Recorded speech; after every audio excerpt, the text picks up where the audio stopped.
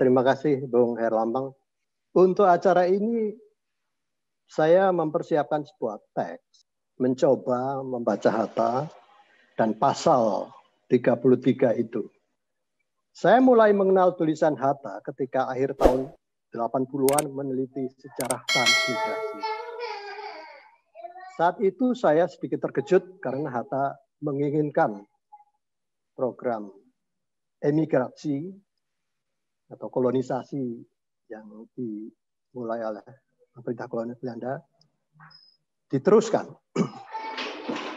Keinginan Hatta tercermin dari salah satu agenda panitia siasat ekonomi yang dibentuk setelah kemerdekaan dan diketuai oleh beliau. Pada awal abad 19 itu, pemerintah kolonial Belanda memulai apa yang disebut sebagai politik etis untuk memperbaiki tingkat kesejahteraan rakyat yang memburuk. Politik etis itu memiliki 3 program: emigrasi atau pemindahan penduduk, irigasi, pertanian, dan edukasi pendidikan. Program emigrasi menurut Hatta harus diteruskan, namun dengan agenda yang baru. Emigrasi yang kemudian berganti nama menjadi transmigrasi oleh Hatta harus diubah dengan tujuan melakukan industrialisasi di luar Jawa. Menurut Hatta, petani tidak dipindahkan keluar Jawa untuk menjadi petani lagi, tetapi menjadi pekerja industri. Meskipun sejak itu program transmigrasi selalu ada dalam setiap pemerintahan. Jadi sejak kemerdekaan sampai hari ini, program transmigrasi selalu ada dalam kabinet. Gagasan Hatta tidak pernah terrealisasi. Ada 3 hal penting yang bisa dipetik dari kisah itu. Pertama, Hatta adalah ekonom yang rasional. Bagi dia tidak semua yang menjadi warisan Belanda atau Barat pada umumnya adalah buruk. Kedua, bagi Hatta, menciptakan kemakmuran bagi rakyat itu merupakan tujuan yang sangat penting, bahkan yang terpenting.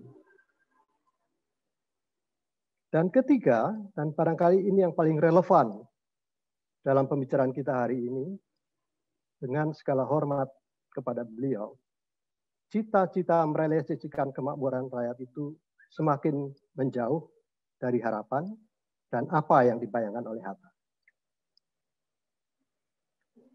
Dalam kesempatan ini saya ingin mengucapkan terima kasih pada LP3S karena diminta untuk ikut membedah buku keempat kumpulan tulisan Bung Hatta, seorang tokoh yang hanya bisa disejajarkan dengan Bung Karno dalam kiprah perjuangannya membebaskan Indonesia menjadi negara merdeka dan berdaulat.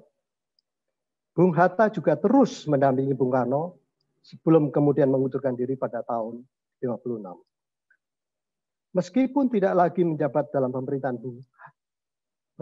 Bung Hatta terus menyumbangkan pemikirannya. Antara lain melalui tulisan-tulisannya, tidak sedikit yang merupakan kritik terhadap pemerintahan Soekarno. Seperti Bung Karno, Bung Hatta telah terbiasa menuliskan pikirannya sejak muda. Bung Hatta menulis artikel pertamanya yang berjudul Perjalanan Membikin Propaganda itu pada tahun 1918. Dan yang terakhir, judulnya Pengembangan Pengusaha Kecil, salah satu aspek ekonomi terpimpin pada tahun 79. Tulisan terakhir itu berarti dibuat setahun sebelum beliau wafat. Tulisan-tulisan Bung Hatta meliputi aspek yang sangat luas dan aspek ekonomi, meskipun tampaknya menjadi perhatian utama beliau, hanyalah satu aspek dari berbagai aspek-aspek lain yang menjadi pemikiran beliau. Buku keempat yang diberi judul Keadilan dan Kemakmuran berkisar pada pemikiran beliau tentang ekonomi makro, politik ekonomi, dan ekonomi pembangunan. Buku keempat ini diberi kata pengantar oleh Emil Salim, yang juga bertindak sebagai ketua Dewan Redaksi Buku Karya Lengkap Bung Hatta.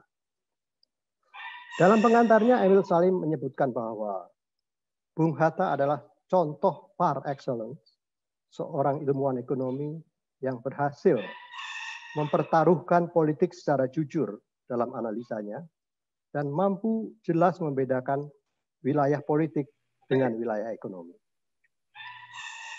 Dalam bagian yang lain dari kata pengantarnya, Emil Salim mengatakan, Bung Hatta taat beragama dan sejak kecil sudah dilatih dan diajar beragama Islam. Penghayatannya beragama Islam ini pula lah menyebabkan ajaran Marxisme, Leninisme, dan kemudian paham komunisme tidak bisa diterimanya. Kata pengantar Emil Salim yang ditulis pada tanggal 1 Agustus 2002 itu sangat membantu bagi yang berminat membaca buku keempat yang tebalnya hampir 500-an halaman. Oleh redaksi buku, isi buku keempat ini dibagi menjadi 4 bab. Bab pertama adalah perkembangan ekonomi dunia. Bab kedua, ekonomi kerakyatan. Bab 3, kebijakan ekonomi Indonesia. Dan bab 4, bantuan ekonomi dan modal asing. Tulisan-tulisan Bung Hatta yang terentang dari tahun 20-an hingga tahun 70-an oleh redaksi kemudian dikelompokkan ke dalam bab-bab di atas. Tentu berdasarkan tafsir redaksi terhadap substansi tulisan-tulisan tersebut.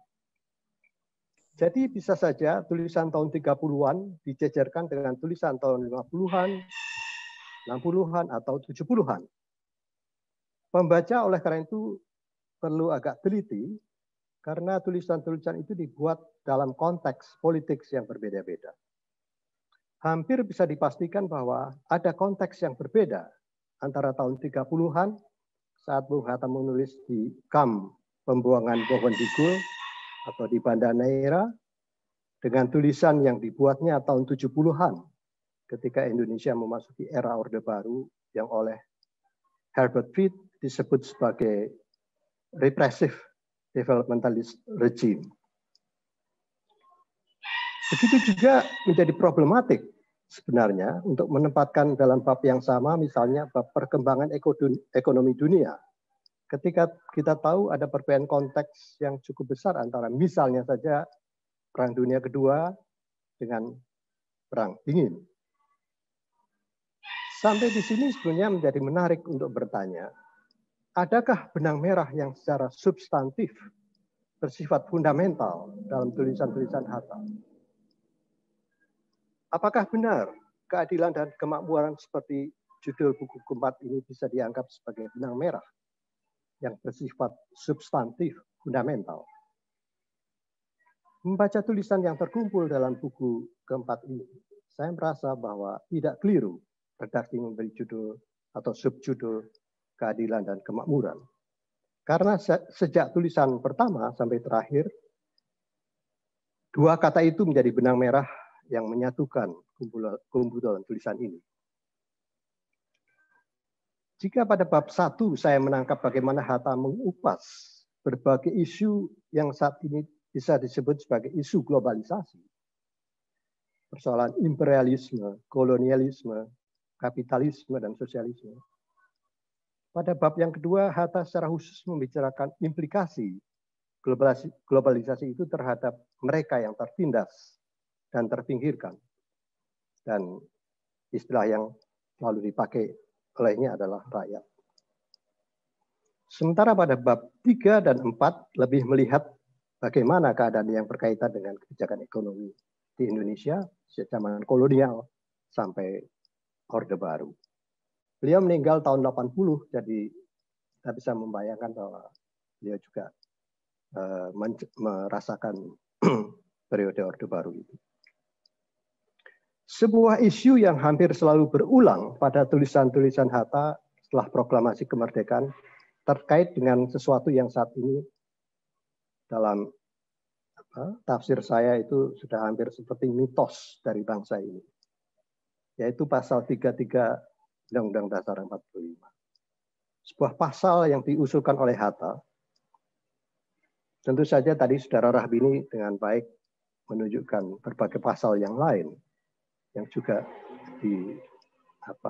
inisiasi oleh Bung Hatta. Tapi pasal 33 menurut saya menjadi isu yang sangat sentral.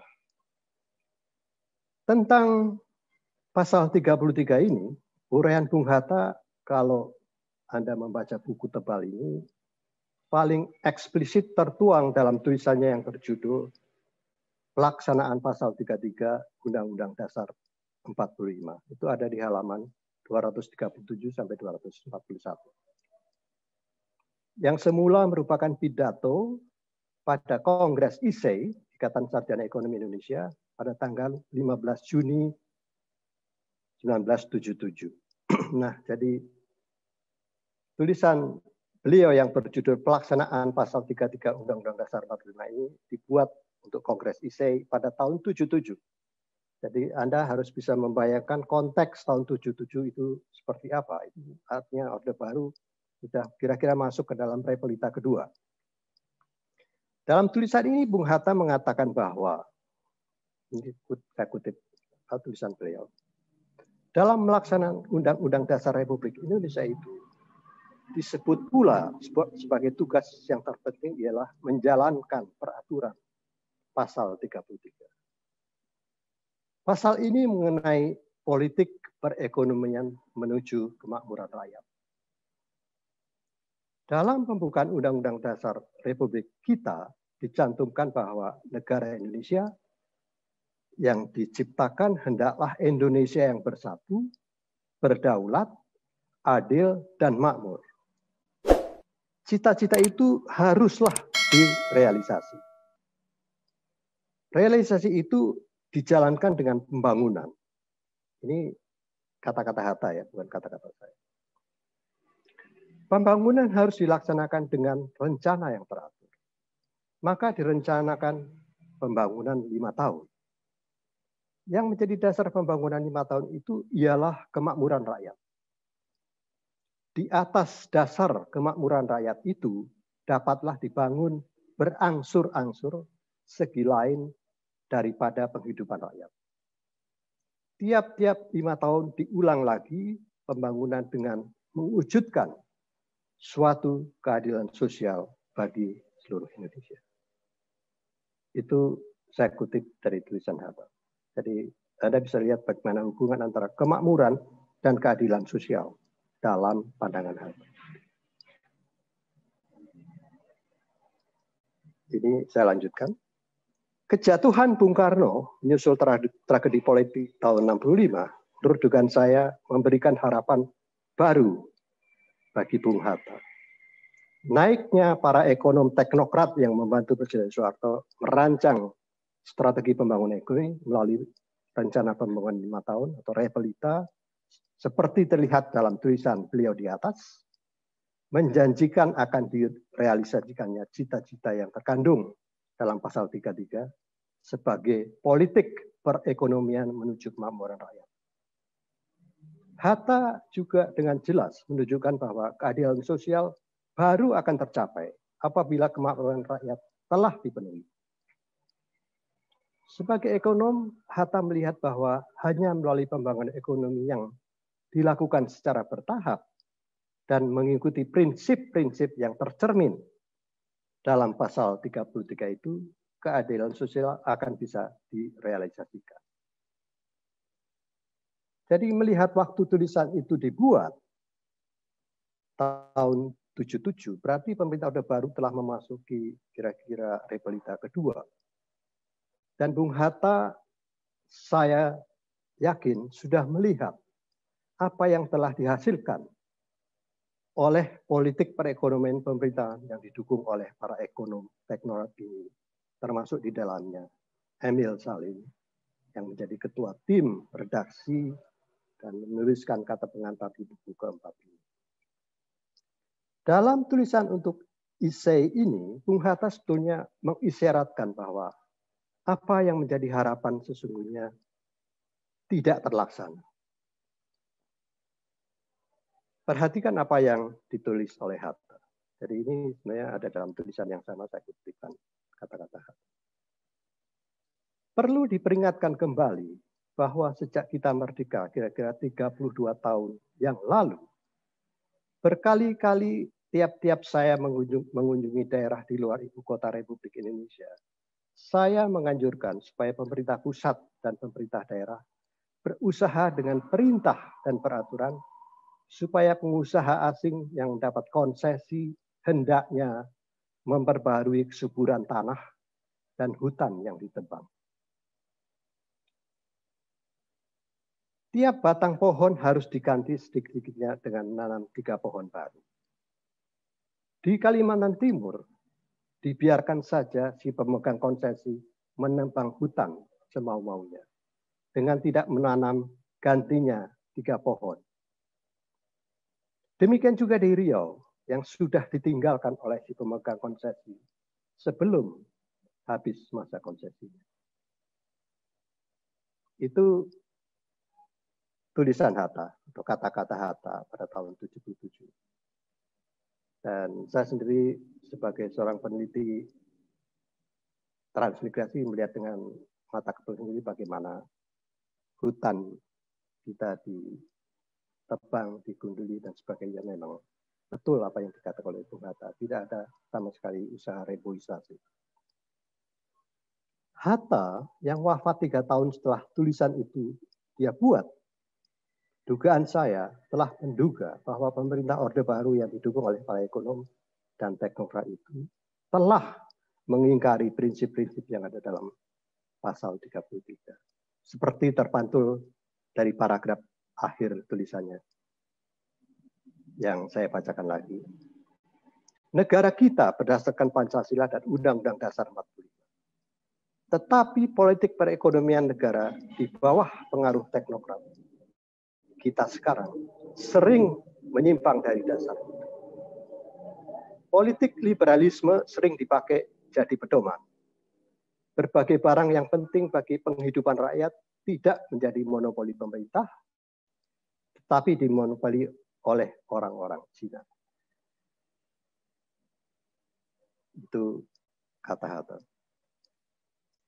Tulisan terakhir di buku keempat, Angka Keadilan dan Kemakmuran ini berjudul, ini tulisan terakhir paling akhir, berjudul Pemerintah harus cari bantuan lebih banyak. Tulisan ini menurut keterangan yang ada berasal dari dokumen pribadi tanpa tanggal, bulan, dan tahun.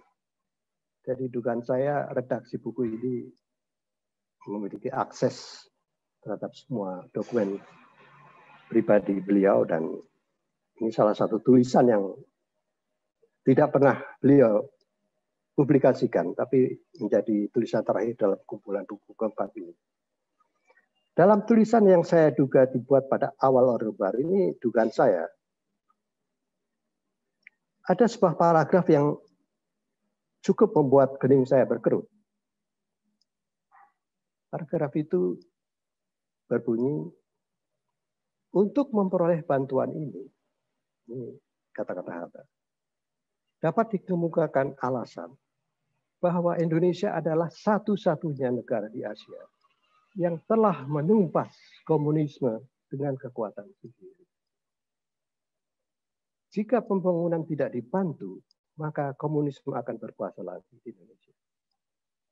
Negara-negara yang berkemungkinan besar mau membantu Indonesia adalah Amerika Serikat serta negara-negara Eropa Barat yang baik hubungannya dengan Indonesia seperti Belanda. Akan tetapi yang terpenting, bagaimana meyakinkan negara-negara mengenai kesungguhan kita. Ini kemudian semacam tafsir saya terhadap tulisan itu. Betapapun trivial tampaknya sikap Hatta terhadap komunisme dan harapannya tentang bantuan dari Amerika dan Belanda. Menurut pendapat saya, tulisan yang tidak pernah dia publikasikan sendiri itu mencerminkan sebuah, saya tidak tahu bahasa yang tepat atau kata yang tepat, tapi semacam desperation ya, atau desperasi begitu ya, dari seorang pejuang, seorang patriot yang begitu lama menanggung beban tak terlihatnya sinar matahari di kegelapan jalan buntu yang sedang dilalui bangsanya. Mungkin Bung Hatta sendiri merasa bahwa tulisan itu memang tidak semestinya dipublikasikan. Mungkin redaksi kumpulan tulisan Hatta tidak menyadari bahwa dengan adanya tulisan ini, apa yang dikatakan oleh Emil Salim dalam kata pengantarnya yang menyebutkan kemampuannya untuk memisahkan antara wilayah ekonomi dan politik, dalam pandangan saya sebenarnya agak sedikit terkoreksi oleh sikap yang ditampilkan dalam tulisan itu. Tapi membaca tulisan Hatta dalam kumpulan ini, saya menilai bahwa tulisan-tulisan yang dibuatnya pada masa pembuangannya di Bovendigul dan Bandanera merupakan buah perenungan yang menurut saya sangat dalam dan bacaan yang luas dari khasanah literatur dunia. Terutama pemahamannya yang sangat mendalam tentang Marxisme dan sosialisme. Kebetulan saya menemukan tulisan John Nicholson, seorang sejarawan, dalam buku dalam Prisma awal tahun 82 yang judulnya Hatta Pergi Bersama Demokrasi. Itu judul depan dari Prisma. Tapi yang saya ingin katakan di sini adalah pendapat John Nicholson tentang Hatta. Hatta mungkin, ini menurut John Nicholson, mungkin tidak pernah menganggap dirinya seorang Marxis. Tetapi Hatta, dan ini saya kutip dari John Nicholson, melebihi orang Indonesia manapun, telah mendekati usaha memadu apa yang ia pandang sebagai implikasi sosial Islam dengan wawasan sosiologisnya Marx. Jadi ini sebenarnya saya sampaikan dalam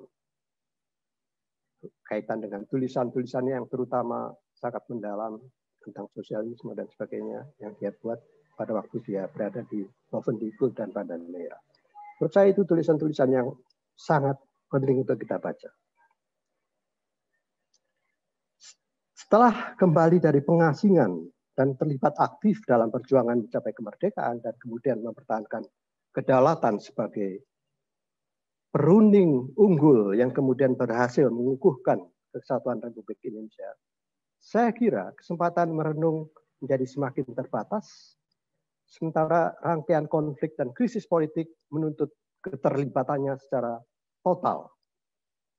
Meskipun Hatta tidak pernah berhenti menulis, terasa tulisannya menjadi kurang mendalam, lebih bernada pragmatis, menjawab berbagai persoalan yang bersifat teknis spesifik, dan di sana-sini terlihat sekali adanya pengulangan-pengulangan. Jadi membaca buku keempat ini, Anda akan merasakan bagaimana erudisi Hatta itu begitu mendalam, justru ketika dia berada dalam kamp pembuangan di Bovendigul dan Bandanera. Tapi setelah kemerdekaan, saya kira beliau begitu terlibat dengan day-to-day politics, begitu sampai mengundurkan diri, dan saya kira itu membuat tulisan-tulisannya juga mungkin menjadi lebih kurang mendalam. Namun secara keseluruhan, pemikiran Bung Hatta menurut hemat saya memang berpusat pada persoalan keadilan dan kemakmuran. Memahami pemikiran Bung Hatta tentang keadilan dan kemakmuran tidak cukup hanya membaca buku keempat ini. Karena dalam pembacaan saya, bagi Bung Hatta keadilan tidak mungkin ada tanpa kemakmuran, begitu juga kemakmuran tidak bisa bertahan tanpa keadilan. Itu juga yang bagi Bung Hatta membuat tidak mungkin dipisahkannya ekonomi dan politik, baik secara teori maupun praktek. Barangkali penting bagi kita sekarang untuk mencoba menganalisis mengapa harapannya seperti tercermin, terutama dalam pasal 33, semakin jauh dari kenyataan yang ada. Jadi ini sebenarnya tawaran saya untuk berdiskusi lebih lanjut tentang pemilihan kata. Saya melihat paling tidak ada dua hal yang ingin saya tawarkan untuk didiskusikan lebih lanjut. Mungkin tidak dalam kesempatan ini atau mungkin dalam kesempatan lain. Yang pertama, meskipun seperti pemimpin politik tahun 30-an yang lain, yang pada dasarnya menganut ideologi kiri dalam pemahaman saya adalah sosialisme, Hatta tidak memilih jalan perjuangan progresif. Hatta percaya pada apa yang saya sebut sebagai gradualisme. Perubahan teratur dan menolak revolusi yang dalam pandangan Hatta hanya akan melahirkan anarki. Anda bisa baca dalam beberapa tulisannya di buku itu bagaimana dia selalu merefer kepada revolusi Perancis dan bagaimana dia menunjukkan bahwa revolusi itu berujung pada apa yang dia sebut sebagai anarki. Sikap anti komunismenya, meskipun banyak yang menduga berasal dari ketaatannya pada agama, dan saya kira itu juga sebuah dugaan yang tidak keliru.